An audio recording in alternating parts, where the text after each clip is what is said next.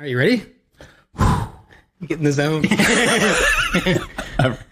I'm good. All right. Yeah. All right. I'm joined today by my good friend here on the Radical Fabulatorium, Mr. Kurt Goddard, co-founder of Intech. Oh, hello. Yes. Hey, how's it going? Our first technology enterprise. Yep. Didn't quite go as we planned. We made a Lotto Super 7 random number generator. That's right. It worked. Yeah, it works. It's probably still on my hard drive somewhere. Yeah, so full disclosure, maybe, like we met, in grade 7?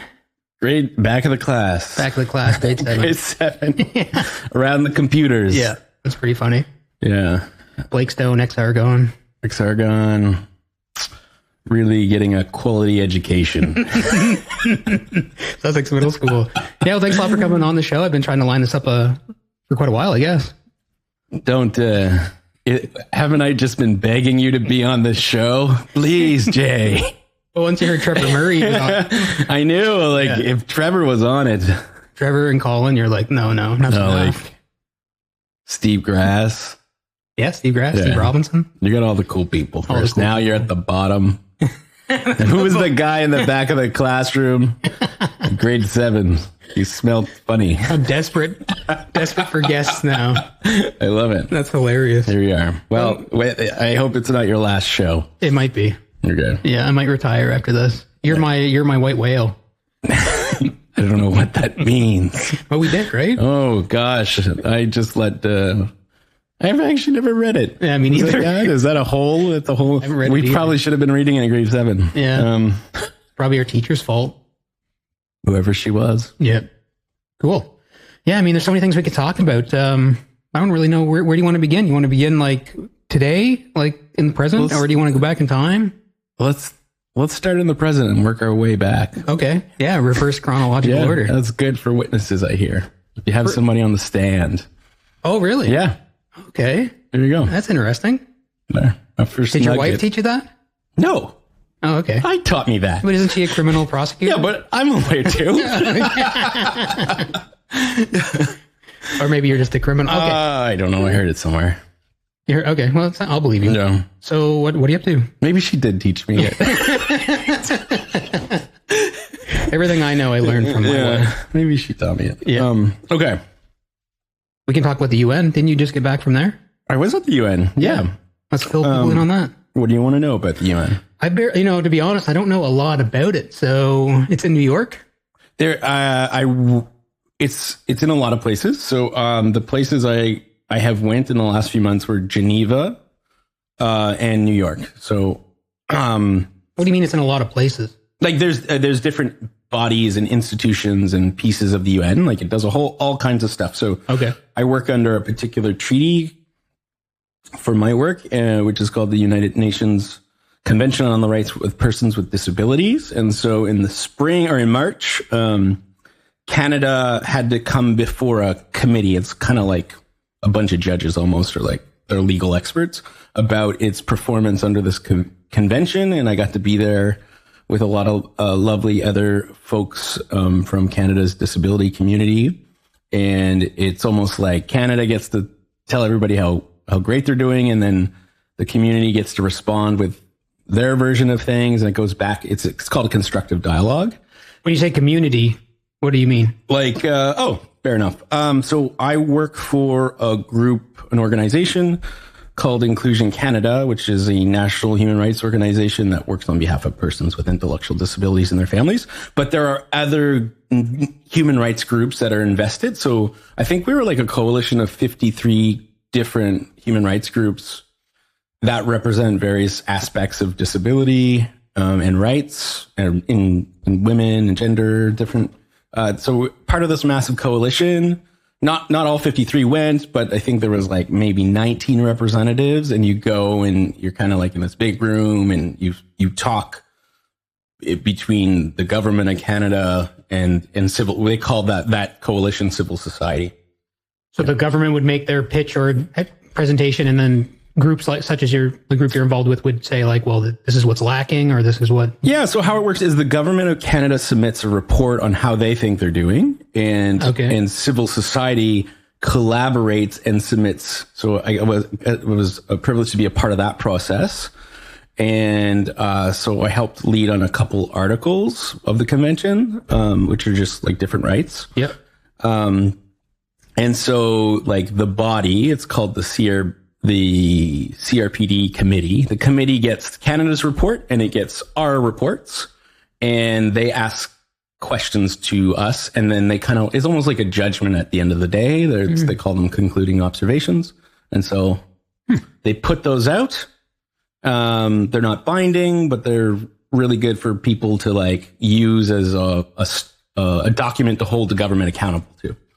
And so, yeah, that was cool. Very cool process. It happens. It's called a periodic review. It happens periodically. So it had been 8 years since Canada had done this. It's supposed to happen every 4 or 5, but COVID. Anyway, so it was a really important one. It was only the second time for Canada, and just a really interesting experience. So that was the UN and you have to go to Geneva. That's where kind of civil society, all these groups usually interact with the governments of the world. So. Okay, so that's specifically in Geneva.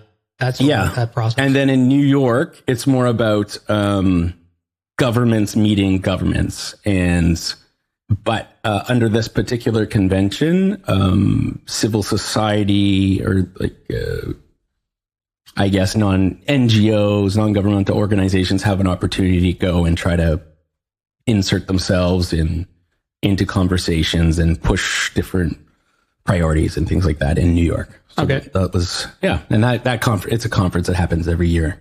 Every year. Okay. Yeah. So when you go to Geneva, the event in Geneva, is that how do they decide which countries come and present? There's a whole list. So the committee has a whole list of, how do they, countries can sign up to different treaties. Canada, you sign up and then you ratify it, you make it real in your country. And then the committee has a list, and they're just constantly working through the list. So you can kind of anticipate when it's going to be. So it's going by an order. So, and they'll do them in clusters. So they'll meet for a few weeks. So I think we had the European Union was there after us, and before us, it was like Palau. It was like I think it was like Palau or something. It was funny. It was just kind of a random group of countries end up together in the building for a few days. So it was kind of fun. Interesting. Yeah. So the country itself, Canada, would sign on to the treaty. Is that the right word? The treaty? Yeah. So I think maybe 2006, 2007, it was actually under the Harper government. Peter MacKay was the minister, and he basically, at the advice of lots of folks in the country, signed up for this particular treaty and saying that Canada is going to do its best to make all of the promises and the commitments and the rights in this treaty a reality in our country. Okay. Yeah. But it's technically not like legally enforceable or binding. Like the UN can't come in and say, penalize the country in any way? Or? Well, they can. No, you're right. It is non-binding. So international law is called soft law, and soft law. Cool. But you know what? It still has. I believe in it. It has influence. It has sway. It's good for a kind of like a global standard. Mm-hmm. They can. I mean, Canada historically has. On some things, prided itself on its adherence to human rights. And so they take it seriously when they're way offline. So, okay.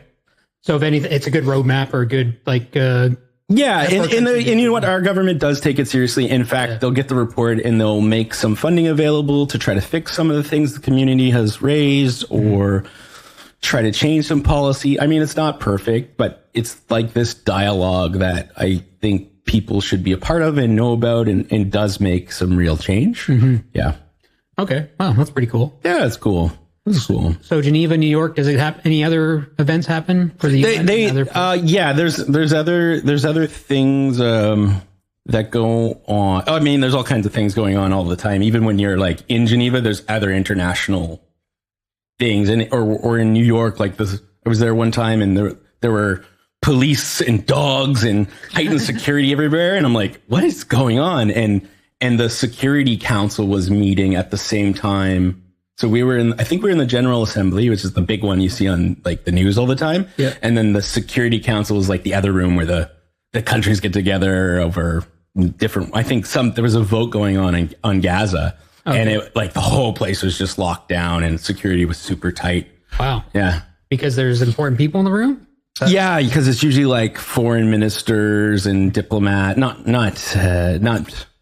because I was there. I have made it a habit though of being very sneaky when I'm there and like try to sneak into zones I'm not supposed to be in. And I have been fairly successful. I got into one room. You haven't been detained? No, I haven't been.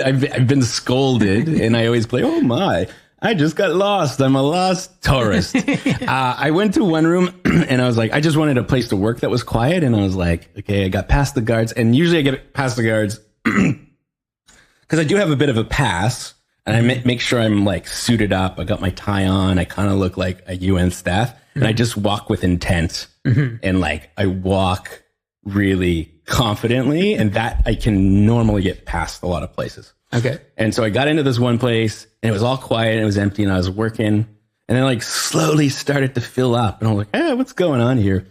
And then like this table awkwardly sits beside me of all of these people in suits and somebody at the head of the table introduces the former, was it a prime minister or president of Slovakia? And I was like, oh, I probably should get out of here. Anyways, that was fun. Did you get out of there? Actually, nobody came to get rid of me. So I was like, well, I could just like see where this goes. And anyways, after a while, I was like, I should probably get out of here. Get up and leave. Yeah. Anyways, there you go. Little UN insider. So that's good advice, though. Walk with confidence and dress the part. Well, yeah, I think, there's probably some privilege going on there as a white dude. I've seen that happen. Like I've been in Ottawa before and I've showed up. I went into a room same way and the people at the door apologized. And I think entrance had been like a $500 entrance fee for this conference. And made me a tag. He apologized because I was having a hard time getting in. And I got in and I realized I wasn't even signed. I was at a different conference. Like it was a housing conference. I was like, I wasn't even supposed to be there. And then I clicked. I'm like, oh, okay. This is like a privileged white dude thing. I got to be conscious of this. They just assume that you. Yeah. I'm like, I got a lot of other pals that wouldn't have been treated like that. So yeah. Huh. That's interesting. Again, that's not something that's not on my radar to think too deeply about. Try to use those powers for good. Yeah. Use those powers for good. Yeah. Interesting. There you go. Okay. Well, that's a good little rundown of the UN. There, I taught you everything you need to know about international law. Yeah, I'm ready to take part. Yeah, that's cool. It is really bizarre right now because of like the United States and what's going on. So like, you can kind of see like how funding has been hit and stuff, and they call it the liquidity crisis. I don't know why. Liquidity crisis. Maybe that helps them. Because a lot of funding came from the U.S. Yeah. Okay. Yeah. And their human rights that records slows some things down. Yeah, okay. Yeah. They're being added to some watch lists. Yeah. Well, that's pretty cool. So, okay, maybe we can talk more about your work with the. Can you tell me the name of the group again? The Disabilities. Inclusion Canada. Yeah, right? I work for Inclusion Canada. It's formerly known as the Canadian Association for Community Living. It's part of a federation, so there's provincial members and there's local members, and they all work on behalf of persons with intellectual disabilities and their families. And in fact, people with lived experience, families and persons with disabilities make up over 50% of our board, and provide direction and set priorities. And we work with the federal government to try to make federal laws more inclusive and adhering to that convention that I talked about. Okay. Yeah. And has that been around for a while? Oh, yeah. So I think we're at like 75, wow. What is it? 70 years, 75 years ago, a group of parents across the country banded together, realizing that like there were so many barriers that their children face that other children don't face, and started to do something about it. So. Is that because it's actually a global federation? Like we have an international member too, and this is and we have partners all over. So like when back in Geneva, when the European Union was there, I had people from Inclusion Europe, and like we sat down and we could like strategize together and be friends. Okay. Now, is that because, and I might use some of the wrong language, so correct me if I do, but is that because the like folks with intellectual disabilities were getting grouped with like folks with physical disabilities, and like their needs aren't the same, or like how does? I think you mean in the beginning, like why did this happen? Yeah. I think it's because people with intellectual disabilities weren't being treated like full humans. They were being excluded from, it still happens. Okay. It still happens a lot. But they were being excluded from schools. They were being locked up in, asylums and institutions. All of this still happens. Legal rights weren't recognized. So a particular area that I'm interested in legally in like my research and work is on something called the right to exercise legal capacity. Okay. And that is about the right to make decisions. And a lot of people with intellectual disabilities have that right. There's a lot of like these really insidious tests in law in our society that strip people of those rights because they don't think they're quote unquote have capacity or competent or capable. And so the right to legal capacity basically says everybody that you can never take this right away. Only in the rarest of circumstances if it's temporary, but like everybody else should be able to make decisions if they're supported on a spectrum. Yeah. Is there an example of that because I don't quite understand? Oh yeah. So like an example of where a right would be taken away, or like an example of, or like more so someone exercising a right. To legal capacity? Yeah, and like a group where the government be like, no, you're not supposed to do that. Or yeah, I guess like.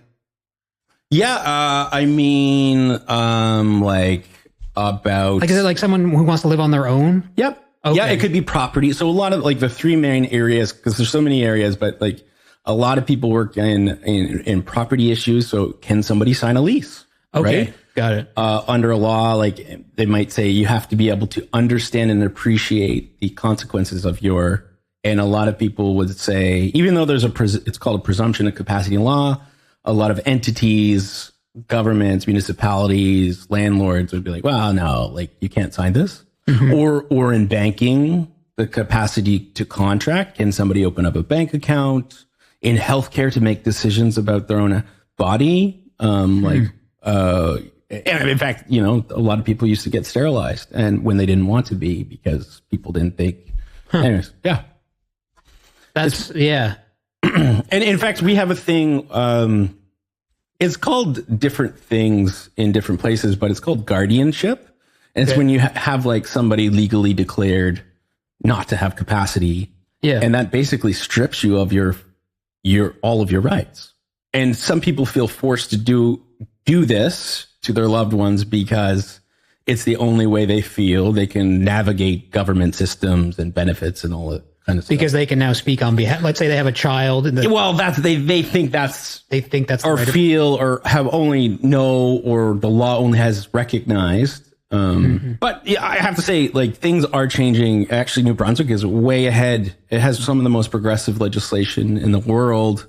It passed in 2024. I mean, we're still working out. There's still kinks. There's still problems, but we have legislation that recognizes something called supported decision making. So you, depending where you are and how you make decisions or where you need help, you can have people assist you to make these. Okay. Yeah. Wow, that's complicated. So yes, you have the individual involved. Yeah. You have presumably their family or loved ones involved, and then you have the government and the bureaucracies. Well, it is complicated. I think that's why a lot of like these issues persist. And then, and I have to say, like, even in the mental health community, which I know, like for me, families are a part of like, it's persons with intellectual disabilities and their families. And we do a lot of like, we're a family-based organization. Yeah. But for somebody in mental health, families, there's a lot of negative experiences people with mental health may have had with families. And so they view the role of the family different in that right. So there are these tensions. Okay. Yeah. Okay. I know it's strange. It's interesting. Yeah. And again, I'm probably going to use the wrong language, but it's okay. I don't know how to talk about it, but are there different tiers? So, okay, here's an example, and I'm sure it's not appropriate, but when you think of like a paraplegic, someone who can't use they've lost the use of their legs. Yeah. So somebody with mobility issues. Mobility issues. Yeah. Okay. But a person might hear, and then a person might learn about someone who's a quadriplegic, who's lost, I would say, has more severe mobility issues. Yeah. If you were like, yeah. So, and again, I apologize. No, it's okay. So as a rule of thumb, and there's actually like language is complicated and it's political. For me, and my work, we basically use person first, and when in doubt, I go to that convention and say, how does the convention use the language? Okay. But even in our own, in the disability community, like folks with autism would, there's a large segment that would prefer autistic people. Like they want their disability first. So it's okay. Oh, okay. Yeah. Well, the way my brain, and I know I'm certain other people think this way too, and they don't mean anything offensive by it. But they would say the quadriplegic is more disabled than the paraplegic. So it made me wonder, is there, in the system, are there tiered rankings, which again, I know is probably an insulting way to say it, for like intellectual disabilities? Is there some sort of scale? Yeah. So those, you would say that like people with, these mobility issues, is there a spectrum of mobility? Is there, and even in decision making, right? There are some people, the nature of people's disabilities, and that's why it kind of gets complicated, is because it's very contextual. Yeah. And even in decision making, especially in decision making, somebody might not be able to like make financial decisions or make like under traditional, I guess how the world traditionally works. Yep. But they could make healthcare or they can make other decisions. Yeah, there is a range, and that's why it gets complicated. And in fact, there's a lot of people who with support, and my really, to make it even niche out of a niche subject, is that there's a lot of people, and for, this isn't a great term, but let's say it's group 1 and group 2. Group 1 can make decisions with support. And then there's still another group of people that the world largely ignores. And even the disability community, it's not always at the forefront of their minds, but people with really significant and profound cognitive issues where those supports are going to look a lot different. Mm-hmm. Like it's like somebody who's nonverbal, and it's kind of like, but their family members know what they like, and like by movements, by vocalizations, by patterns, they can just tell. Okay.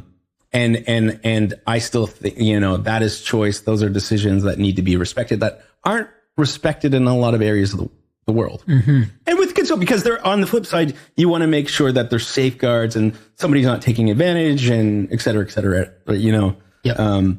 It's okay. People say it's really complicated, but at the end of the day, to wrap your head around it, it's the right. Everybody has the right to make decisions, and everything else is just trying to figure out how to make that work. Okay, got it. And if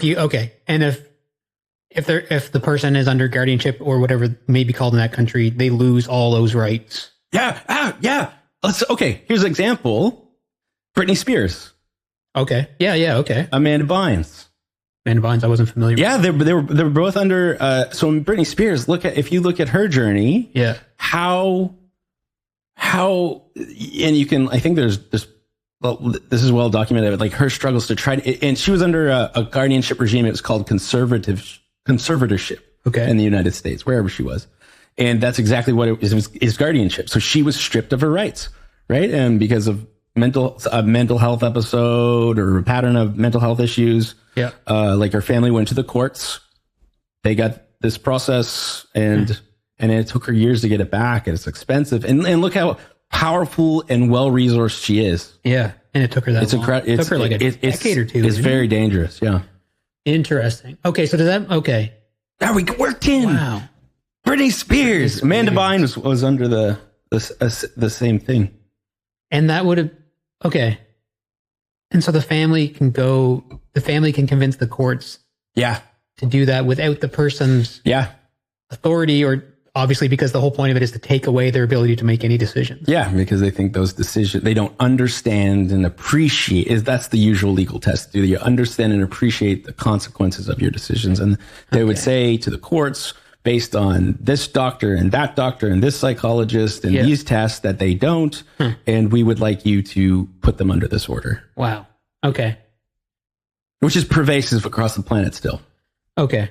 So interesting. So obviously it can be used for that's interesting. I'm Because like, obviously I'm throwing you off here, Jay. We're down the rabbit hole already. Well, the family could obviously be doing it for good reasons and bad reasons. So Yeah. it's like it'd be so easy to just say, no, the parents, I mean, they're doing it because they want to do the best thing for their loved one or whatever.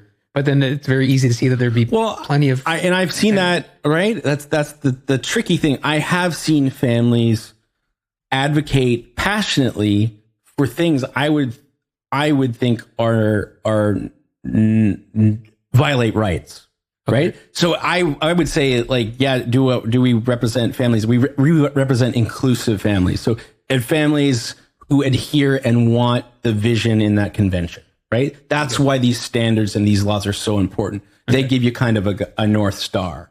Okay. Yeah. Okay. But there must be moments too, though, where like the family, I just default to thinking of the parents. Yeah.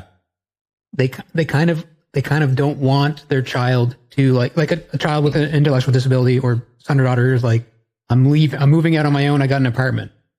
So are there moments where the parents are like, they don't trust? Like, there must be some friction there? Yeah, absolutely. There's parents who haven't had the privilege and opportunity to see that another life is possible, or they don't know about the supports. They don't know about inclusive thinking. Yeah, that happens a lot. And I've seen, that's why, and I've seen tensions with it. And there's court cases where the person with the disabilities has taken their parents to court. To court? Yeah. Yeah.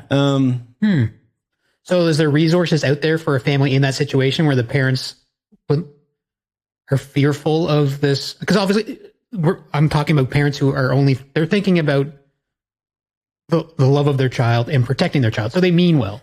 And it's not, and we can't blame the parents because there's this thing called ableism. You know what racism is. You know what sexism is. For disability, it's called ableism. And ableism is all through our society. It's really entrenched in our medical system. It's in our media. It's in all kinds of stuff. The shows you watch, what people say, how you were taught in school. Mm-hmm. And so it's just what the parents have been entrenched in. Yeah. So that still shows up in the. Yeah. Interesting. And now, like with some of the online culture, like you have stuff like the R word coming back, being used as like that's tough. Because when we grew up, that was a word that was used as like a joke between friends. You would call someone that. I mean, you're a kid, so you're not even really thinking about what you're saying. Yeah. But it was pretty well accepted when we were growing up as just being as being a quote unquote funny word. Absolutely. And there was and people with disabilities and fought so hard to try to like get rid of change the language as they do. Anyways, you have this weird movement where, tough people of a particular political persuasion think that reclaiming it is making them whole again. It's just awful stuff, but yeah. Okay. It's interesting. I was listening to a podcast with Mark Maron. Do you know him? Mark Maron, comedian. Oh yes. Yeah. He did the WTF podcast. Yeah. Anyway, he's been one of the few podcasters that's been out there. He's like, congratulations. You guys have torn down democracy, but now you can say the R word again. So I guess it was all worth it. Yeah. Just some of his interviews are, anyway. Okay. That's interesting. Man, that's complicated. Man, you're getting me fired up early on. This is why you're behind that mic. Yeah. Well, that's interesting. I don't think many people would even. I mean, unless you have a family member or a loved one or someone in your life who struggles with some sort of disability, be it physical or intellectual, you don't really see the ableism, though. Like I do see it like where we are here at UMBSJ. I remember when so down here behind us, they just kind of added like a pavement ramp into this back door here where our main elevator is. Yeah. Before that though, when and they're doing construction out here, I would come here and be like, if you were in a wheelchair, how would you get up here? Like you pretty much have to go down and up and around and go into this pretty building, come across. Even like physical disability, or it's put in a really humiliating spot, right? Like you may be the person has to ask for someone to help you. Well, or they have to go out back. They don't get to go in with everyody in the front or something like that. Yeah, like, that would, if you wanted to access the elevator here, that would be the situation. Yeah, right. It's built in, and universities haven't, in my experience, in some of the advocacy situations I've encountered, aren't great at this. For all kinds of reasons, the structure of the universities and the centralization of anyway, some are better than the other. I won't go off on all the universities, but there's a lot of problems in universities. Yeah, we were joking about this being my last podcast. Yeah, I don't want to. Yeah, but could it be as simple too as some people the people designing the building, it's just not on their radar. Yeah, absolutely. That's the thing. So in that convention, there's a principle underpinning it. There's some principles. There's one called nothing about us without us. Nothing about us without us, or which has been refined by a former. There's like a disability minister. Her name is Carla Qualtrough. She's out now. She's done, but she basically said it should just be nothing without us, and that's you have people with disabilities in your project, your like whatever you're building. You bring folks in from the beginning and work with it, not just an afterthought, which is what happens, right? So if you're designing this university, you're designing a new building over there, which they are. I'm not sure what it is, but they are. You bring people in early to talk about accessibility and accommodations, and this is above and beyond the laws that you should adhere to, right? There's this principle. Yeah. Okay. Interesting. Now, again, I'm gonna just, this might not to be offensive, like Jay, it's okay. It's okay. I'm your old friend. You must like forget about the millions of people listening. Billions, actually. Billions. Based on my last Spotify analytics breakdown, billions of bots. Hi, Jay's mom. Thanks for the 10,000 streams per episode. Just leaves it on repeat while she goes to bed. Yeah. With a VPN changing IPs. Yeah. She's very savvy like that. I would imagine inevitably that you would run into a situation where people, of course, end up talking about the costs of making them call it modifications or design changes for a small section of the population, or for services that may not even be used by people. Do you know what I'm talking about? Yeah, absolutely. But I guess it makes me uncomfortable asking that. No. That's the thing. They talk about the cost, but like, okay, there was other segments where we violated rights and excluded, like women in education. Does it cost more to but we just know that we would never talk about that now, right? It would be so absurd. And that's the same thing, right? Okay. Yeah. The cost, you would connect that back to this old thinking, right? Not to mention now that I've said that out loud, it makes me think if that got in the way of educating people who have a disability, but then those people who have a disability get educated and go on into society to create something or build a business or blah, blah, blah, blah, blah, that actually makes society stronger. And I would say if you include people from the beginning, I bet it's a lot cheaper than trying to fix things. Instead of doing, also, I should acknowledge, I am a white, able-bodied male. I am a disability rights lawyer, but at some point you should have a person with a disability come in and talk about this stuff. I'm giving a particular angle. Even my view, I have lots of things that I forget about or aren't up top of mind that somebody with lived experience would have. Yeah. Okay. There you go. Wow. Interesting. Yeah, there we go. Okay. Solve the world's problems. But those are some of the some of the issues I try to grapple with in my work and my, anyway. Yeah, because that perpetuates everything, like travel, airplanes, buses, travel's so bad. Travel must be brutal. Even the trains, planes, automobiles. Yeah, it's pretty It's all pretty bad. Hotels. Yeah. Now, but there's kind of there becomes like this informal knowledge amongst community members about like which chains, which airlines. So like, oh, if you stay at a Marriott, you'll always get this. They'll always have accessible rooms, or like somebody has gone up in these awful systems who has lived experience or is a family member, and they've made the changes. Yeah. Wow. Okay. My brain just instantly went to Airbnb for some reason. Cause like Airbnb. How do you get a? You'd be excluding all. Yeah. Wow. It's called there's a hidden cost of disability, and I think as a rule of thumb, we like whatever it is, add 30% more, and it will.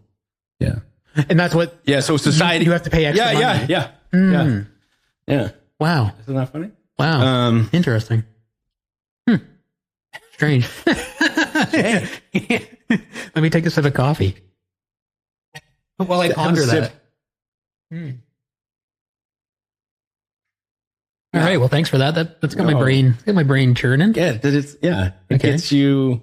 And that's kind of how I got into this. To go back, like I lived in St. John a long time ago. Yeah. And there was this really awful situation where two adults with both just happened to have intellectual disabilities, had a child, and social development took the child just because they had disabilities. And that's and I couldn't find a lawyer to take on this particular. Now that situation was resolved in the end, but that's kind of like what scratched my brain. I was like, what is this? Okay. And it was all, about capacity, and kind of like hooked me in, and yeah.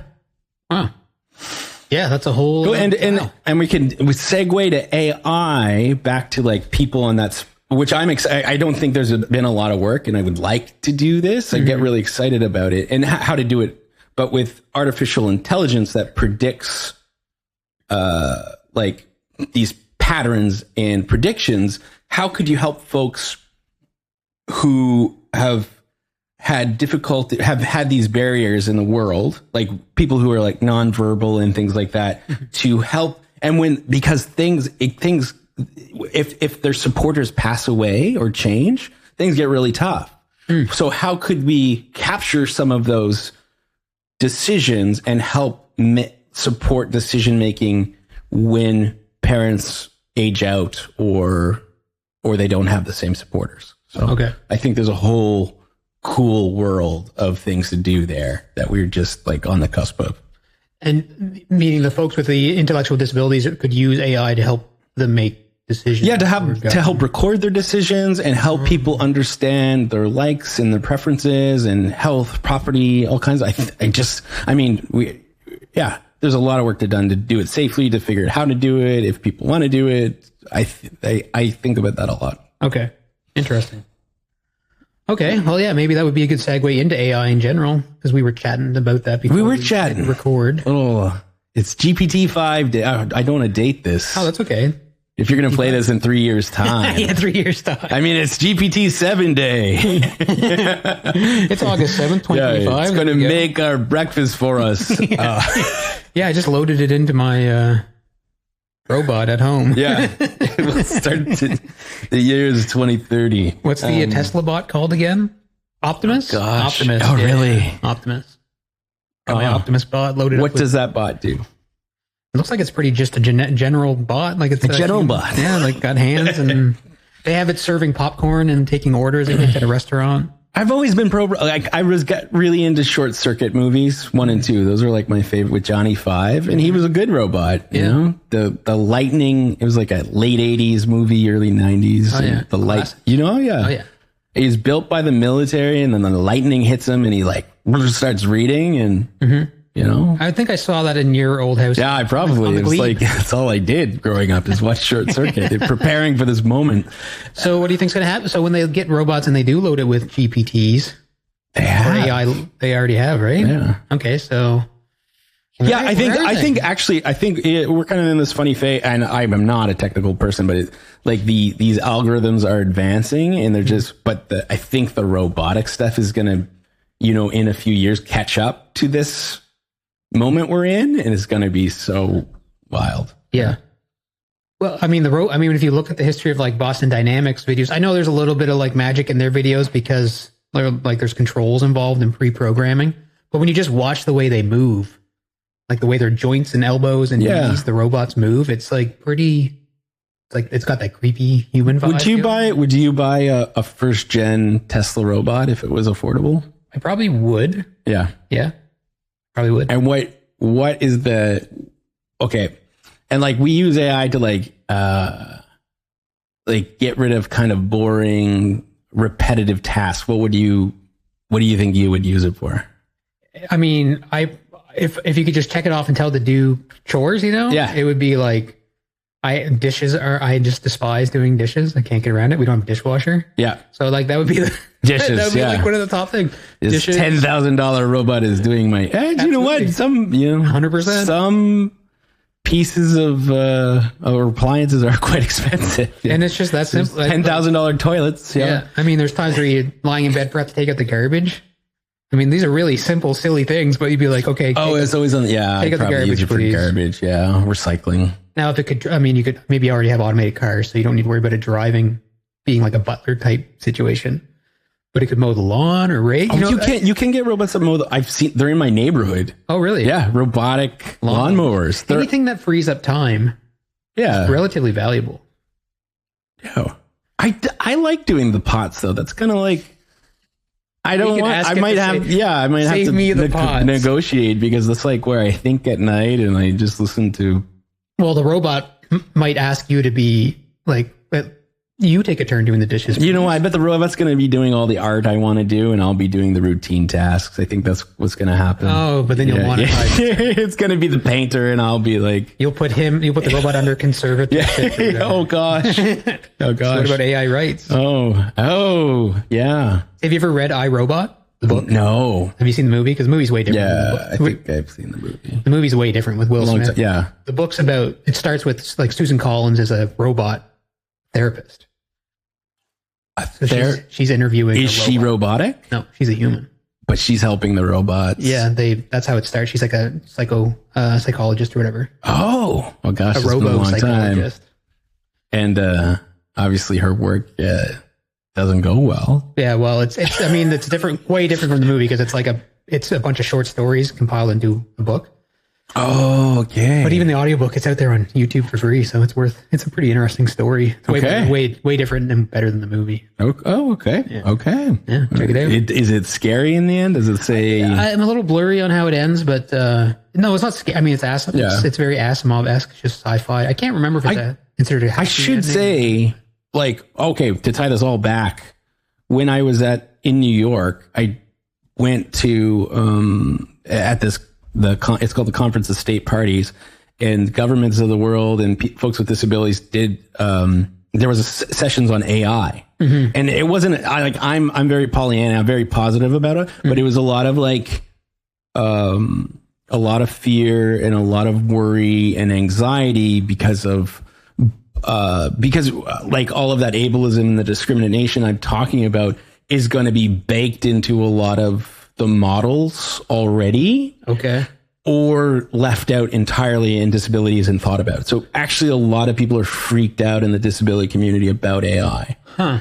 But I guess mine is I think we need to engage and brute this stuff out and work with it. But yeah, there's a lot of fear.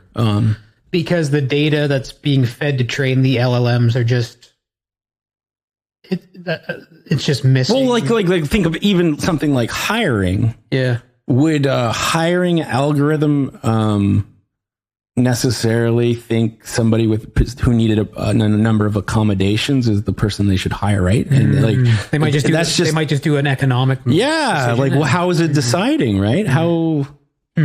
Yeah. But okay. Yeah, but you're saying we should be because LLMs are probably not ever going away. They're here to stay. Yeah, I don't think they're going away. So we need to, and I've seen them change. Like from when my first, actually, you kind of set me on this path, but you talked about prediction machines. Yeah. Once I read prediction machines, and then I did some training in Toronto. I had a little bit of exposure to something called the Legal Innovation Zone. Okay, and that's kind of tech startups that are for lawyers. Okay. And I started to see like, oh, wow, they can go through all these contracts. I started to get a little bit of exposure and kind of get excited about it. Mm-hmm. And then GPT 3.5 dropped and it just blew my mind. But I could see a lot of discrimination in those early models. And I've seen how it's actually changed over time, its views on things, which is kind of fascinating. And I think, you know, it's important to include people with disabilities on the red. What are they called? The red teams. The red teams that test them. Like you go in and you can actually sign up to be a red teamer on some of these models. And I would hope that the big companies include people with it right from the beginning on how to root out some of this stuff. Okay, yeah, I would like to see that. I would be curious how those interactions would have, like, I'm not even exactly sure so someone who's red teaming this, who has a physical or mental disability, I'm trying to imagine what kind of like result or answer from a question they would get that would make them go like, this is inappropriate or this is wrong or go to an image generator and ask it to portray disability in different ways. Oh, really? Yeah. It's not good. Like there's a lot of bad stuff in there as much as like insulting stuff? There could be some pretty insulting stuff. Or pretty like a lot of tropes and stereotypes and things about what a life would look like. Yeah. Okay. I would never think to do that. I don't think a lot of people have in this world, right? There you go. Wow. We're really getting into it today. Okay. Yeah, so I guess an image generator would be a good way to show you how the LLM is thinking. Because that's like its visual representation of how it's making decisions instead of just paragraphs. And what would be another thing? Like you ask it to put somebody with make sure it's a diverse scene and it's just always a white guy in a wheelchair or something like that. Like disability is much more diverse and rich and complicated than a dude in a wheelchair. Yeah. Okay. Not to knock those guys. Like, no. I get it. Yeah. Yeah. Okay. Interesting. All right. Strange. Yeah. Strange. It is strange, but I do remain in the positive camp. Yeah. Oh, yeah. Actually, talking about it makes me feel more positive, though I guess I've never had to encounter any of the struggles personally. Being able-bodied and like it makes me feel like the problems could be overcome, but there must be tremendous problems, and I'll never probably really experience them firsthand. It's called the social model of disability. That's another thing that underpins that convention is that it's actually the environment and society and the world around. Mm-hmm. There's nothing inherently a lot of the time. So let's say it's called the medical model where if somebody has a disability, we say, oh, that person is inherently flawed because of their disability and they need to be fixed by medicine, right? Social model is like, actually, what if everybody who was born with a disability wasn't inherently flawed? And what if it is because we haven't really thought about it and we've created all of these barriers in the world and maybe we should work on those barriers and then that person is just naturally included in, Yeah, I mean, that took me back to school where, in our small community, there were a handful of kids or students who had either intellectual or physical disabilities. And like, if I'm being honest with myself, it's like if I can go back in time and think about how I viewed it in middle school and high school, they were like clumped together in a group that you would only see in assemblies. Yeah. And like maybe one or two of them were like, because the what's the right word? The room where we had assemblies. There was no place for them to sit necessarily because they were maybe in a wheelchair. Yeah. Or like if someone with an intellectual disability would make noises just because they would vocalize noises sometimes. Yep. And in my brain, it's just like they were grouped together as that group of exactly. kids. They become those people. And that's what ableism does. People will tend to segregate and congregate marginalized people in general, right? In their solutions, their policy solutions. They might mean well. Oh, right? Yeah, that's the thing. They like, might mean well. A lot of people are trying to do. They just haven't thought it through or been exposed to. And then their solution is, oh, what if we group them together? We segregate them. and we give them a whole bunch of services. And that works in like a lot of different domains. That sounds familiar with the situation here in St. John. Yeah, we don't have to go, but that's kind of what happens. That's what happens. Yeah. That's the natural. That's what So I wonder what that is. That must be a little bit of human nature. It must be a little bit like of there's a thing, this othering of, othering and protecting. Yeah. And secluding because it's easier to manage the See, I would call it, people view it as a problem. Segregate and analyze and manage the problem. That's right. That's not the right word to be using there, obviously. But for me, like all of the, not that you need it. I think the principles are good enough, but it's interesting. I was nerding out on this course on like modeling, on like AI modeling or just like algorithms in general. And the professor was just talking about all of the research on the importance of like cognitive diversity. And how, like, this was totally not talking about inclusion, not talking about disability rights, but just talking about how how diversity improves decision making and cognitive. And I'm like, all of this research. I know people say this research. His name was, what is this? I think it was Dr. Scott Page. If you want to fact check me, I can. His work, or the work he was citing, was like how people will make better decisions when you have like pure cognitive diversity. Yeah. Now, when you say cognitive diversity, are you talking like, the term I think of is IQ, like people with different IQs, or is that? Well, there's another problematic thing. Like there's ranking people based on IQ is one type of intelligence, and we know there are so many different types of intelligence. And you still hear people all of the time in media authoritatively are like, yeah, IQ is the ultimate. You know, I won't name podcasters, but people will drop IQ like it is a solid, legitimate thing, when we know full well there is a multitude of intelligence, and they're all measured differently, and culture, and anyways. Okay, interesting. Yeah, I kind of knew that too, and I knew that was like, just the IQ thing is like a little inaccurate, or can be insulting, or whatever, whatever right word. Because people will get into like, another thing you'll hear a lot is that they'll label somebody as thinking as a certain age. They think like a 10-year-old, or they think like a 12-year-old. It's just like deeply offensive. Like, what do you mean? No, they think like an adult with anyways. Okay. Got it. Okay. Interesting. You can pull us out. Where are we going on this journey? We're on this journey. We're on a train going somewhere. We're taking the Via train from St. John through Sussex.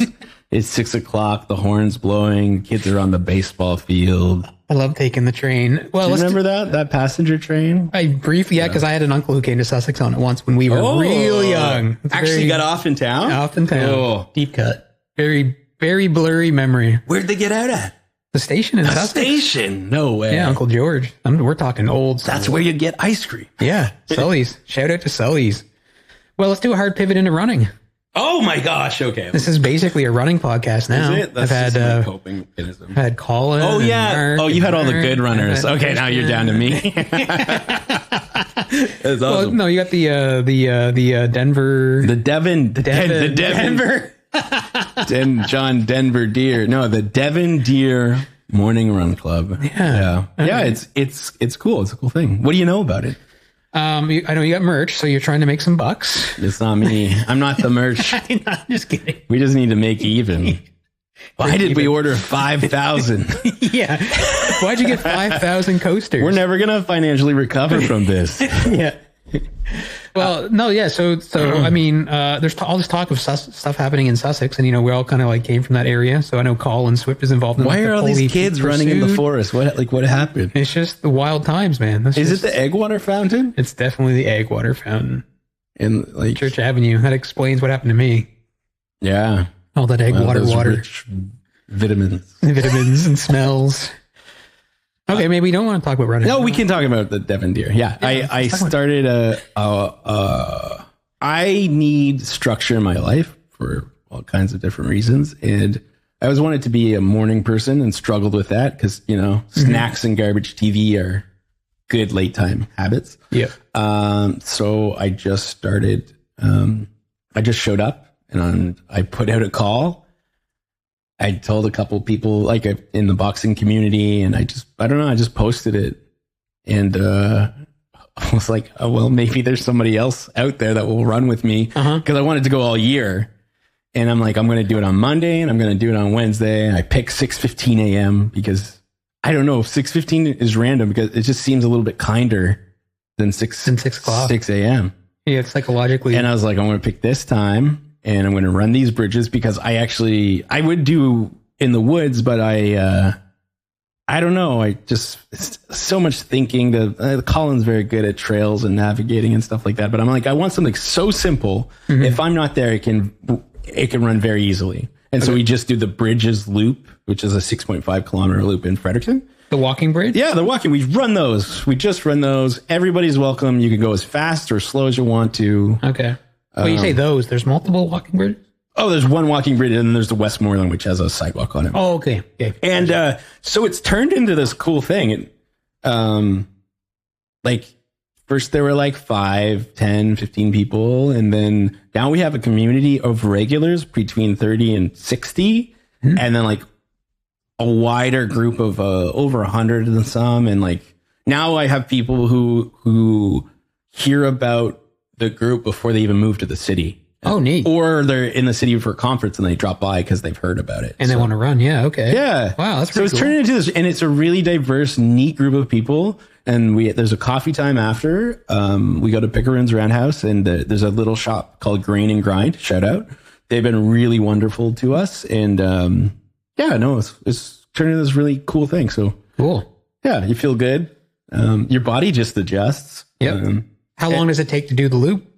So on average, I did average it out. So like of everybody, we range between 38 and 40 minutes for everybody.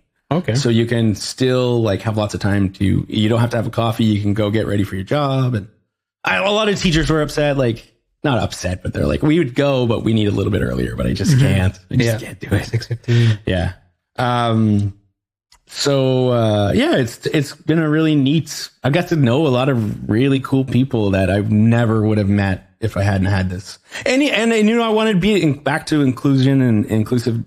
I'm always trying to figure out ways to make it more friendly. So the coffee time, like if people just want to come or they're injured or they want to check it out, I'd love people to just come. Like I know people who just come over in the morning and haven't been running in a long time just to hang out with people. And yeah. Okay. Interesting. That's the Devon Deer. The Devon Deer. Yeah, and I like now it's kind of like runs, and it's not me. There's a lot of people who will lead it. Like I can't be I'm not fast. I call them fronties. They're out front, and I've got a sweeper in the back, and it all kinds of runs itself. Now people have made it a habit. So okay, great. Yeah. Do you train? So I was interviewing Mark McColgan for the St. John Running. Oh, he's great. Yeah. Yeah. They're doing an amazing job here. Yeah. They have 5 or 6 races now. And then, do you envision that happening with the version? Yeah. Actually, not like Mark. He's an overachiever. But he did study business. It is kind of, oh, wow. I'm not business minded. We have, so we actually, what's cool is like we have a guy that just finished it's called the Death Race. Okay. So we have these like really accomplished trail runners, marathoners that come and just like to do this. And we have people who are just like, just starting out. A lot of people just do their first run with us. So that's kind of neat. But some of the people, there are some folks who are, we call them herd members or herd leaders. I like that. Totally not culty at all. Yeah. There's talk of they want to start a trail race next year under the banner of the Devon Deer. So there is that, and I'd like to do a charity event at some time. Maybe I got to talk to Mark. He's a master at it. He seems to be doing great. Yeah. Okay. Yeah. Cool. Yeah, charity event, some sort of race in Fredericton. Yeah, and a lot of the people that come are involved in the running community, and they are volunteers and there's a gentleman named Yos, who's a longtime. He sets up really cool stuff, and a lot of folks from the Deer go and help him. So okay, it's not like they're not doing anything. It's just we haven't done anything on our own yet in terms of a race. But yeah. But there will be. It's coming down the pipeline. Yeah. Okay. You hear that, Colin? Colin, he's so fast. Do you see his new video about the Fundy footpath? A new one. He put up like yesterday, I think, on YouTube, hiking the Fundy footpath. Oh, I gotta watch. The drone shots are like incredible. Cool. He's just such a good media guy and like I gotta say, very humbling to run. You know, he's been schooling me since middle school. We did this night. He was always fast and good at sports. He's so fast, man. Colin, man. There's for all of the thousands of listeners, there's a gentleman named Colin Swift. He runs the Bluff. His name is Swift. What's up with that? I think it's built in, right? That was labeling, all by design. And he's just, he passed me in the middle of the night. I think he finished. There was this little Sussex team of a two person relay where we were at the Minto bike trails. Okay. And you do 5 kilometers and then you tag out and your partner does it at the end. You're trying to do 50. Okay. And those guys were packed up and gone after 4 hours. Like we still had a lot of work to do. They're just like, see you later. Yeah, they were gone. They had a fire pit. They showed up. They were friendly. They talked about Sussex, and then under 4 hours on the dot, they were out of there. Just all business. Yeah. Like Colin was back in bed and people were still running. He probably had slept, made a coffee, started to blog and think about his next goal, and we were still at the Minto Bike Park. Yeah, that's funny. Yeah, I believe it. Have you would you ever try it? Are you a runner guy? I'm not. When I was talking, I haven't released the episode yet, but Mark McColgan was here last week, and the guy, he kind of convinced me maybe I should try it. But he's trail running's easier. He's got like 3,000 people that come out every time. I see these pictures. Yeah, it's pretty crazy. Yeah. They're totally not AI photoshopped at all. I'm not. It's nothing but I'm not white making dudes. any white dudes in suits. Yeah. Okay. You're not. You're calling them out? Okay. No. We're just they're all real people. Yeah, they're all real people. Probably met them all. I guess I didn't really understand that. Like trail running could be easier on your joints and stuff. Yeah, totally. Yeah. Well. It can be. The race he wants to set up in Sussex sounds pretty interesting. They want to do like 100-miler or whatever. Oh, really? All around Sussex, they're working on. I'm assuming he talked about it. You're dropping this? He talked about before I even got to go and fulfill my dream of doing a Sussex race. You can team up. Oh yeah, I could. I think Colin's involved. Yeah. So they were trying to convince Christian Meyer to get involved. Oh, there. He's amazing. Yeah, really amazing. He's the celebrity that should come home and sponsor, or whatever. Starring special guests. That's right. I was on this podcast when we interviewed Christian. Yeah. Super cool. Yeah, it was super amazing cool. guy. Yeah, it was really fun. Okay, so you got into these running podcasts. Yep. Did Mark drop anything really insane? Like we were working on that race. 100-miler in Sussex. Yeah. The Derrytown Classic. Yeah. Nobody's used that name. You can call it the Derrytown Classic. I thought that came back. Like the competition. I have no idea. That's the Derrytown Classic race. Yeah, I guess so. Okay, cool. What else do you want to talk about? Me? You want to keep talking I don't about have to talk about anything. You can kick me out right now. Well, that's it. That's my whole life. AI, disability, running. It's funny you mentioned Death Race because that's another movie I remember watching at your house. I believe. We watched that? No, Death we Race didn't watch that at my house. We didn't watch that filth at my house. Yeah, that in private part. Can't believe you would say this live on air. Live on air. I'm hit the button. I'm blushing. Where's the delete button? I'll cut that out. Thank you. No one wants to know. Right? Stop it. Howard Stern. He's done. They canceled the show. They canceled it. I heard this week. No way. Not that I was listening. I wasn't listening. Yeah. It's over. He's done. I don't know why. He's going to have to go move over to X. Is that where everybody is now? I don't know. It's stressing. That platform stresses me out. Yeah. I don't understand it, to be honest. Like it's just so negative. Yeah. Like even the people who are your friends on there and that you love, like it's just so sharp all of the time. I'm like, I'll be friends with you off this platform. Like I'll meet you over on LinkedIn where it's safe. And we're talking about, what certificate we just unlocked for Microsoft 365. And people think a little more before they hit post. LinkedIn. I don't, but some people do. Some people do. Yeah. Okay. Yeah. Well, I don't know. I've never been a Twitter guy, so. No? Yeah, I just didn't Have you tried Grok? No, I haven't. Grok is wild. Have you tried it? Yeah, I have tried Grok. Okay. You have to pay to access Grok? I did pay to access it. I wanted to try it. I did give Elon's got my money. It was pretty good. A lot of people are it is the weird family member. It says inappropriate things. But I did what it was like. We have the positive of Grok. There's all kinds of things. It's been racist. It's done all these awful things. But the technology wise, what was interesting, it was the first time that you could put in a lot of data, or like you could work on a really long document. And if you needed to correct like calculations through it, it did it really well over any other model. Anyways, I don't have a subscription anymore. I just noticed like it was pretty good at like looking at a big bunch of data as a whole. And anyways, so it was quite overhyped by Mr. Musk, but there is some cool stuff about it. And anyways, that's all I'll say on that. Okay, cool. That's all I'll say on Grok. Yeah. So I've never tried it, but that is an interesting thing when you're doing something on like ChatGPT and you just want to make a slight modification to what it gave you, and then it spits out like a newer or different version of it. Yeah, because it's like not looking at the whole context window. Actually, Gemini at Google's pretty good at the long they've got these huge, like it's called a million tokens is what they. It's not perfect, but it's pretty good. And if you're getting close to 1 million, it's not going to do a good job. But it's like if you got 100,000 in there, it doesn't work. I'm talking about like text and pictures and things. Yeah, like if you load in a PDF. Yeah, it's pretty good. Okay. Cool. Yeah. Cool. So what else is going on there? Yeah, what else is going on? What's like the plans for the fall? What's going to happen? We're in St. John. Anything exciting? I don't know. I saw those cranes. Oh, there's lots of building going on. The cranes are really impressive. Those are giant cranes. It looks different. The pulp mill's huge expansion over here. And what's on campus here? What's this building? I think it's a medical science building, but I honestly can't remember. I'm not hip to it.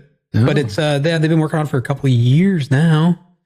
Okay. So it's got to be close to completion. You know what we should talk? Are we going to talk about how we have one of the most vibrant, amazing, thoughtful book clubs?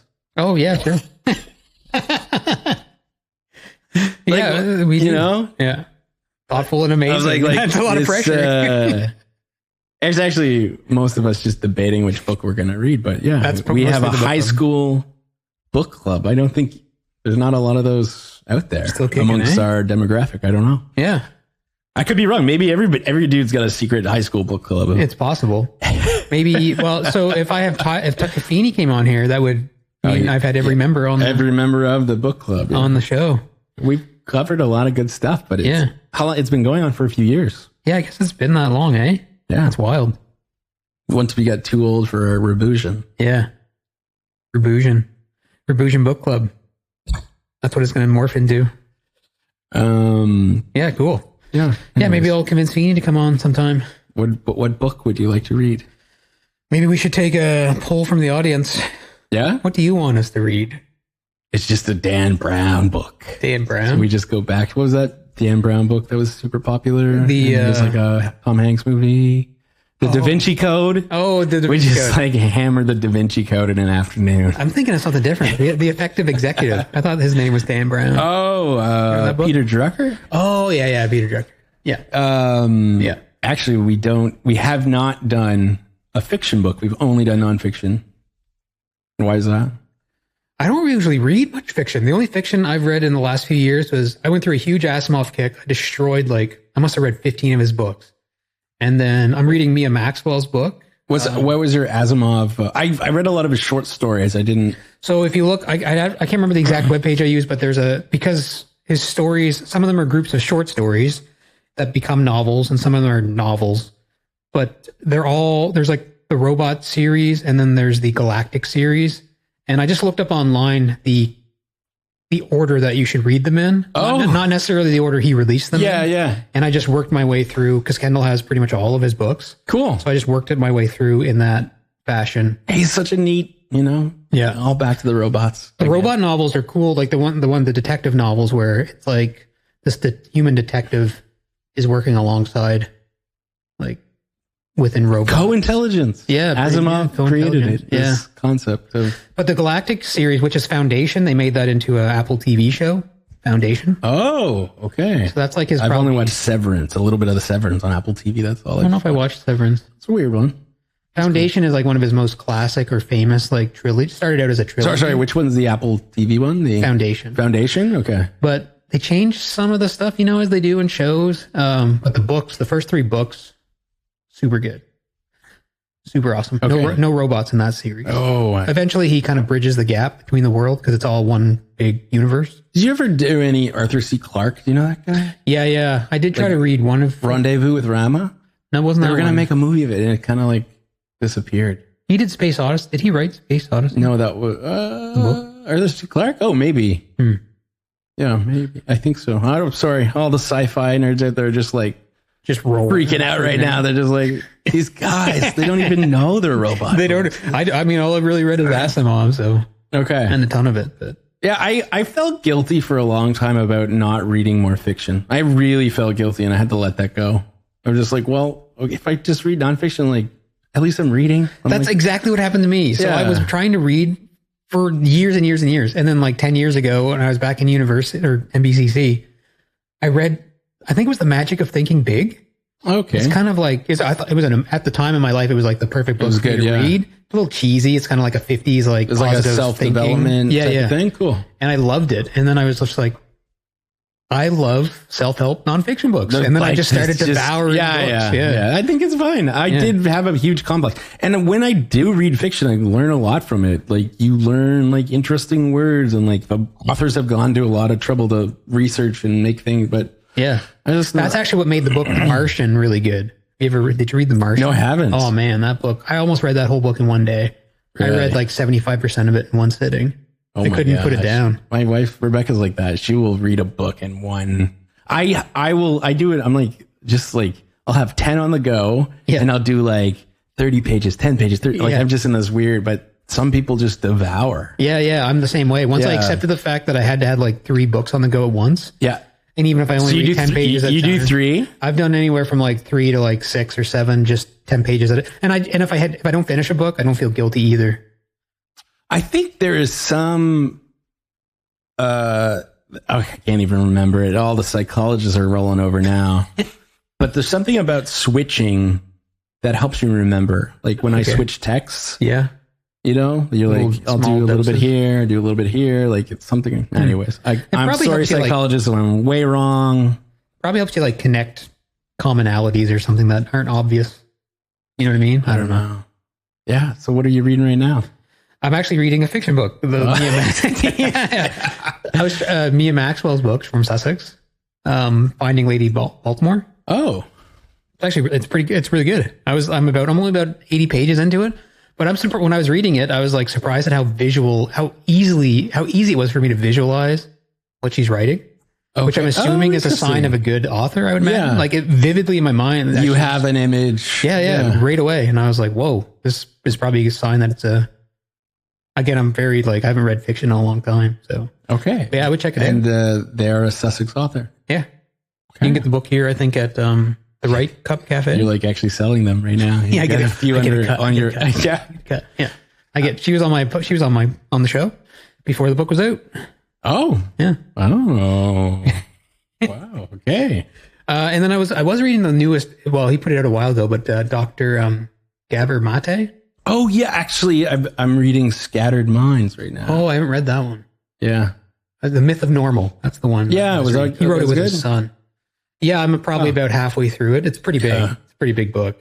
Scattered Minds. I don't know. I have no official diagnosis, but I've been like exploring with professionals what ADHD looks like, which kind of checks out. But anyways, to more on that later. But Scattered Mind, but Scattered Minds is really good. And even if this isn't something I have, it helps me understand a lot of people in my life and how that works and all the different subtypes of ADHD and stuff like that. Okay. Yeah. And how it affects just because he had it, and it was like he talks about his family and how they react. Yeah. And he got diagnosed late in life, didn't he? Yeah. Yeah. Interesting. Mm. Yeah, I like it. I used to listen to a lot of his interviews too, and I just kind of fell out of habit of looking him up. Actually, yeah, Gabor Mate. I'm going through this process. They need all these documents from early life, so I try to get all my. I don't have my report cards and things like that, so this morning I put in a request to try to which should to get them all back. Which should be super interesting. Yeah. Did you used to have them? I don't know. They might have got in the house fire in 2010. I think we might have lost them. Yeah. But anyways, I didn't realize they go to the provincial archives. Oh, yeah. Okay. Yeah. So they're there. Yeah. So they're going to analyze your report cards?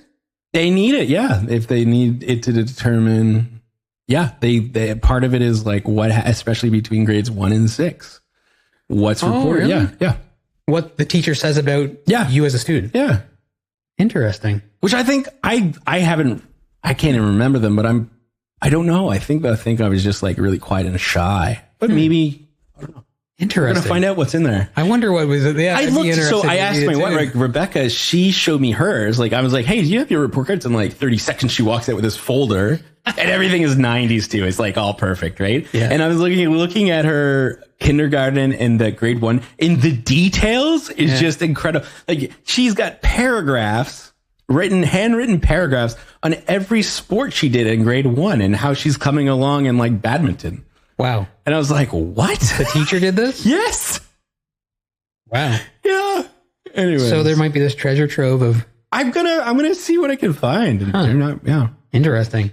Now, we're gonna have thousands of requests at the provincial archives. Yeah. Sorry, guys. Yeah. I know they're listening right now. They're like, oh God, better hire a staff. Yeah. Better hire a temp worker. Yeah. Quick. Yeah. Put together a program at NBCC to get a... So you read the Myth of Normal. So what was that? I haven't read the whole thing. Yeah. But I did read, there was one of his other books. Not the one on addiction, but the one on, let's fact check it. Like trauma or something? Or? Yeah. It was on, you're reading The Scattered Mind. Where is it here? No, it was the one about like health and connected to your like health, like how different symptoms could be. Oh, come on. It's when the body says no. Oh, that's what it is. Yeah. I bought that one too. Well, that was Mate. Yep. Devon Mate. Yep. Oh, yeah. That was a good one. And it's like about your health and like. Yeah. About your health and how like and just how your mental health can affect your physical health and different sort of like that. And I was working at the Pulm at the time, so it was pretty much just lined up with exactly what. And I was just getting ready to go to a therapist, so it was kind of like one of those things that like bridge the gap between me taking care of my mental health and it was helpful. Yeah, yeah, I was kind of right at the cusp of where everything was like going. It was going to go in one of two directions. There's either get help or like do something not smart, not good. So it just came to me in that moment. So I just found that book. That's funny. The book found you, and pretty much, yeah. The book found me. And then I found a therapist who just knew the book, and then like I kept finding more books, and then anyway, it just kind of was this weird serendipitous moment. Oh, that took like a year. Well, you got to read, man. You got to read. Yeah, it was cool. Okay, well, I hope I have a good. Yeah, I'm a few chapters in. It seems to be okay. Yeah, his book. I didn't get the book and was like, oh, I need to go get assessed. It was kind of like, little. You pick up on little things and conversations. You're like, oh my gosh, maybe that would explain some things. Why do I keep the pattern recognition? You're like why do I have no short-term working memory? And like, I've gone out for my keys 4 times today. Like I can remember like all of these court decisions but not like where I'm going. Yeah. That's like me in therapy. They were like, my new therapist would be like asking me about certain things from the past. And like a lot of my childhood is just blank. Like I can't really remember a lot of it. Oh, yeah. Like it's just Isn't that funny? Just like tucked away somewhere. That's why I'm hoping like if I get these report cards, it'll help me remember some stuff. Yeah. Yeah. Interesting. Do you have yours? No. I mean, maybe my parents do, but it's not something what was little Jay like? I was definitely getting straight A's and stuff. I'm pretty sure. Yeah. Oh, Rebecca's are so comical. It was like 12 years. I think there was 179. Everything else was like 179. Still haunts her. She was crying as I was revealing. She was revealing this secret. I could see the tears pouring down. Like in Enterprise. No, actually, it wasn't. She had funny classes like Enterprise and Enterprise. But where did she go to school? She went to school in Central Newfoundland. They had religious systems.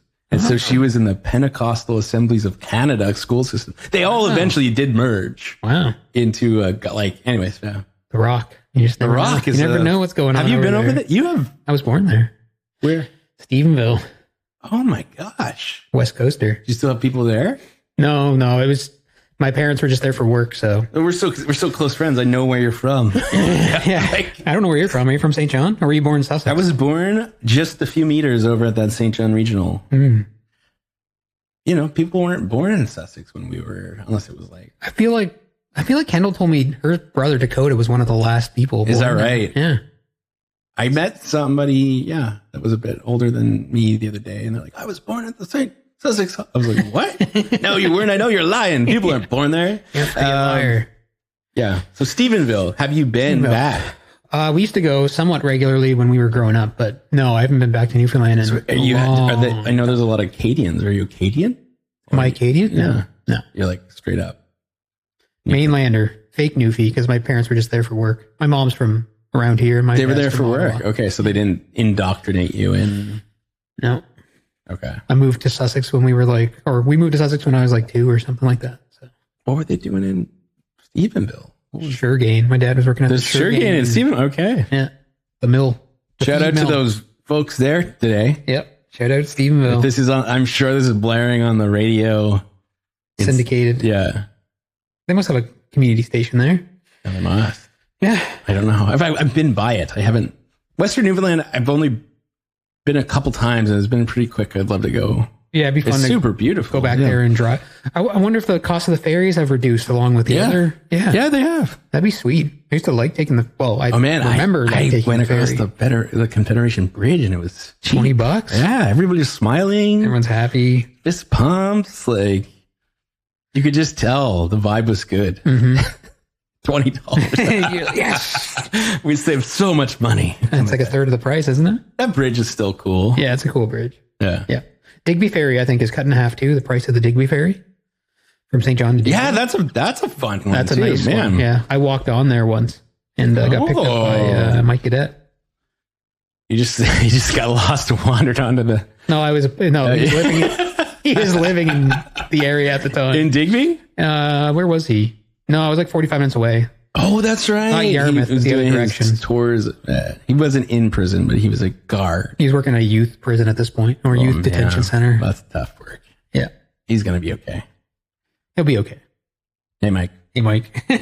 Okay, we talked about books. There we go. Do you want me to keep? I can keep going. We can go. Let's go 3, 4, 5 hours. Yeah, we've been chatting for like an hour and. What's the length of this thing? So far, we're at an hour and 15 minutes. What's your usual length? Anywhere from 15 to 90. 15 minutes to 90 minutes. I should have done it in 15. Yeah. Do you remember the guy from Gore? He only had 15. What was that interview? Oh my gosh! It was a CBC show, and like the awkward guy came on, and it was CBC News show or like a. Oh my gosh! Everybody, that guy. The anchor, and there's he had all these allegations against him. Oh, Jian Ghomeshi and Billy Bob Thornton. That's Billy Bob. I got that. And yeah, that's a classic. That is a classic. Billy Bob was. Yeah. Everybody kind of came around to Billy Bob after after a few years. They're like, I should have Billy Bobbed you. Yeah, you should have. Intech.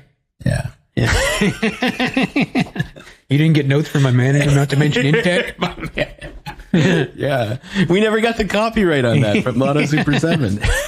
I probably still have those. Intech, just so people know, Jay and I were in grade 7, and this is how cool we were. We were figuring out how to program in Visual Basic. I had a programming for dummies book. How are we not millionaires? I know, grade 6 and 7. Everybody else, we just weren't really good at it, I guess. Just wild. You know what? I mean, once I got to high school, I stopped and moved into music. So that was what ruined me. If we were born in San Francisco, your autonomous car would have picked me up this afternoon, and I'd be in your but we'd be recording this on one of my yachts. The late '90s startup scene in Sussex wasn't, it wasn't there for our us. talents weren't recognized. Although we were able to get our hands on university programming books. Yes. Yeah. Thank you. Anyways. Yeah. Visual Basic. Yeah. Takes you back. Sub 7. Gosh, we don't need to talk about that. Yeah. But I do. Yeah. And I was like, maybe we should have been outside at the time. I don't know. See, I remember your mom would make us take basketball breaks. She would come in and be like, okay, it's been an hour. Oh my gosh. Go outside and play basketball. It's bad on our Pentium 166 with the 28.8 modem. Just like. Did you even have internet out at the Glebe? We did. It was 28.8. 20, maybe it said 28.8, but it was like 26.4. Yeah. And like, 3 hours to get a good song. Download a song. Was that through satellite? No. You're one of the few people I knew who had satellite. Really? At the time. It was terrible. Yeah. It was awful stuff on there.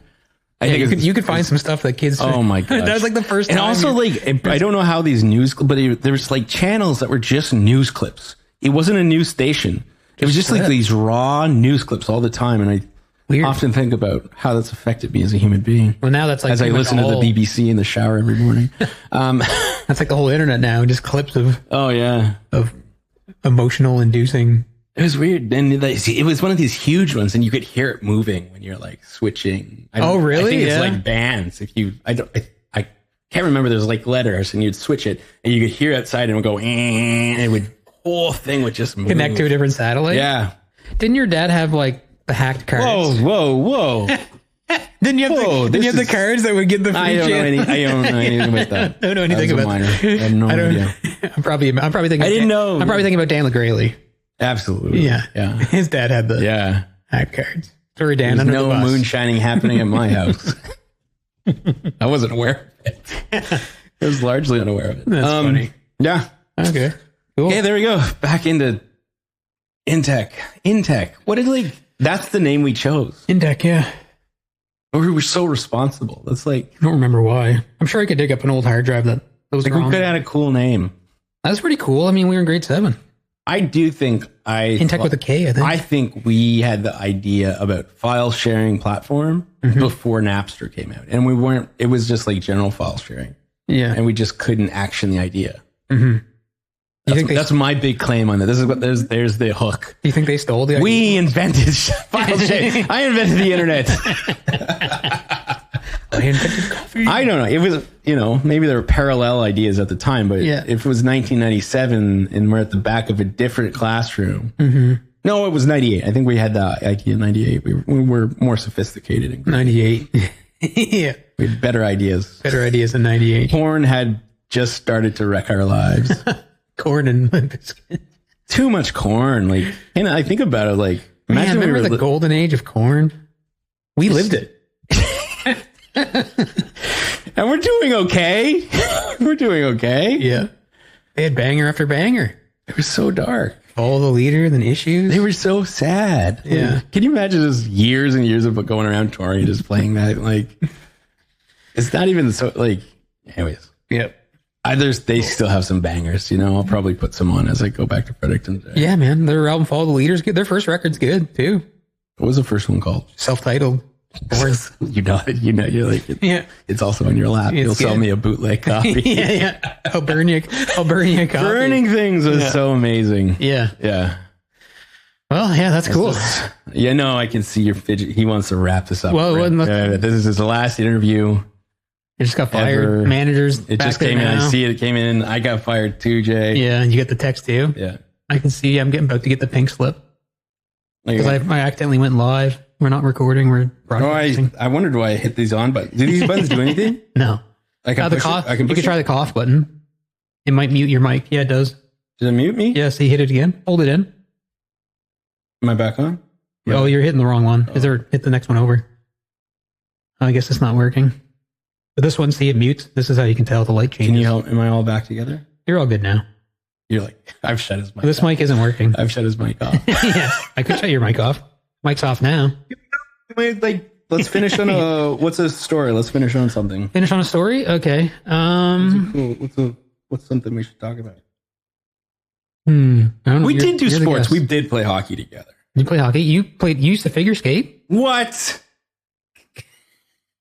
God, nothing wrong with figure skating. All my dark secrets. No, I was a champion.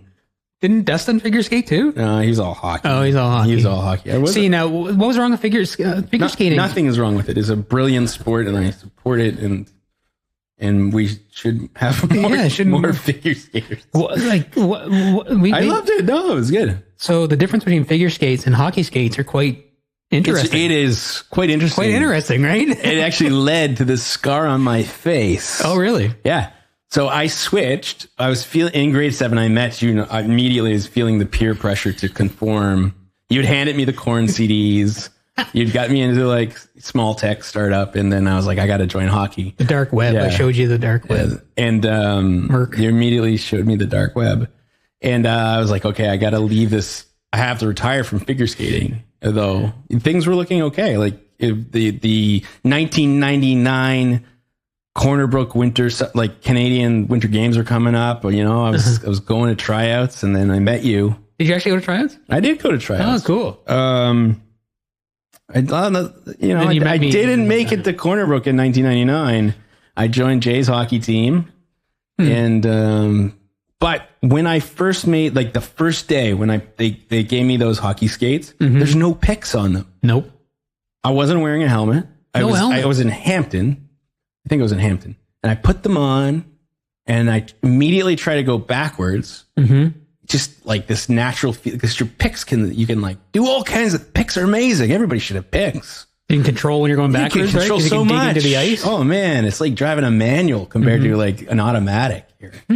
And I put these on, these hockey skates on, and immediately fall on my head. And I still have the scar. Wow. And I went to the Hampton Hospital. I didn't even know there was a Hampton Hospital. They opened it up and they gave me a bunch of stitches. Wow. And, that was the beginning of a brilliant hockey career for me. That never really went anywhere. That's hilarious. Yeah, I should have probably stuck to figure skating. See, I didn't know that. See, we used to like get annoyed at the figure skaters if they were on before we went on, because there'd be like divots in the ice and stuff. Yeah, that they wouldn't used to always do be these things. I remember it was called precision. No, what was it called? There was a session where you would just do like figure eights and stuff, and like you were like, I guess for practice. I don't even know what. Yeah, I guess you're practicing, but you're doing these different patterns in the ice, and it would really wear down. And yeah, anyway. Yeah, and the Zamboni but it's the picks from jumping that would take out big gouges. Yeah. But I say, like, once you got to try picks. It's not too I've never late. been on figure skates. Maybe we should do a live episode from the Hampton Rink. The Rad Fab live from the Hampton Rink. Jace first. They must still be doing. Bringing a medic. Bringing in Kwan. Jason Kwan. Absolutely. Our medic. Wasn't there a figure skater in Sussex who went on to like competitions and stuff? Do you know I helped?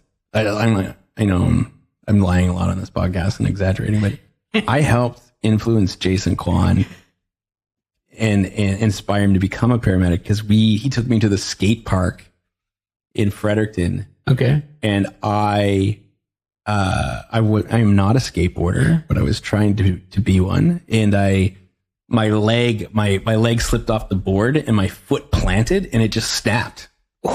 It just snapped. Like it like broke the ankle. Yeah. And I fell over and I was like crying to him, just being like, Jason, call a taxi. And his response, he's now accomplished advanced care paramedic, but at the time was just to ignore me and just keep skating. Like he was freaking out. He didn't know what to do. Uh-huh. I had to get somebody else to call a taxi. He was too freaked. He was freaked out. Yeah, he totally didn't know what to do. Yeah. Shell shocked. And at that moment, I'm pretty sure in his head he's like, "I'll never let this happen again." Yeah, I got it. That's my origin. I'm pretty sure that's what happened. Wow. Yeah. So the lives he has saved, you actually saved those lives. Yeah. It's probably, and maybe that's a good story to end on. Yeah, I'll cut. That's how I saved Christmas. I'll cut to the artist in the ambulance by Thrice. And Jason has he been on this show? No. Maybe he can come and clean up that story. Yeah. He'll follow up. He'll be the Susstown follow-upper. Okay. All right. I'll let you go, Jay. Thanks. All right. Thanks for having me. Yeah. Thanks for coming. You're doing great. Is there anything you wanted to talk about that we didn't talk about? Anything you want to spill? What's going on? Oh man, Devon Deer. If you want to come check it out, if you're looking for something to do, you want to make some friends, every Monday and Wednesday, 6:15 a.m., Picaroon's Roundhouse parking lot. We do a loop. We have a trail. We do trail too. It's like a hybrid group. And at 5:30 p.m. on Thursdays at in Odell Park. Both of these groups go all year long. You can find us on Instagram, the Devon Deer. You can find us on Facebook now. And that's it. That's all I'll plug today. Thanks for having me. No problem. Thanks for coming. We'll do it again. I don't know if you're still on air, man. Goodbye. All right.